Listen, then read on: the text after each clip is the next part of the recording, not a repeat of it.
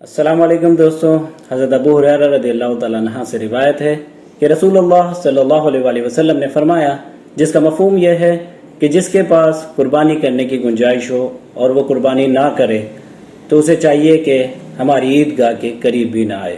سنن ابن ماجہ 3123۔